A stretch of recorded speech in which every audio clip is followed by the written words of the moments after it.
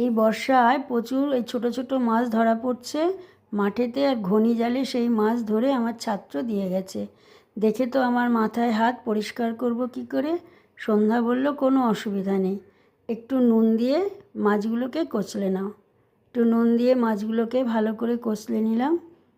মাছগুলোর সঙ্গে নুনগুলো ভালো করে মিশিয়ে দেওয়ার পরে এতে দিতে হবে ঈষদুষ্ণ জল, অর্থাৎ যতটা গরম হাতে সহ্য করা যায় সেই রকম জল। সেটা দিয়ে মাছগুলোকে খুব ভালোভাবে একটু ঘেঁটে নিতে হবে। দেখো এভাবে করার পরে কীরকম নোংরা এবং আঁশগুলো বেরিয়ে এসেছে। মাছটা তুলে নিয়েছি, জলটার মধ্যে দেখো কত নোংরা আর আঁশ। আবার জল দিয়ে ঈষদুষ্ণ আবার মাছগুলোকে একটু ঘেঁটে নিতে হবে। দেখো আবারও আগের মতো জলে কত ছোট ছোট আঁশ ভর্তি হয়ে গেছে।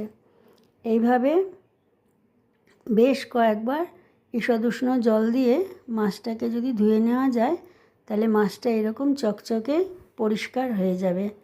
তাহলে এই ধরনের মাছ এলে আর চিন্তা করার কোনো কারণ নেই। এইভাবে যদি ধুয়ে নাও তাহলে মাছগুলো পরিষ্কার হয়ে যাবে। যদি এই টিপসটা তোমাদের ভালো লাগে তাহলে অবশ্যই লাইক, কমেন্ট, শেয়ার করবে। দেখো মাছগুলো একদম পরিষ্কার হয়ে গেছে।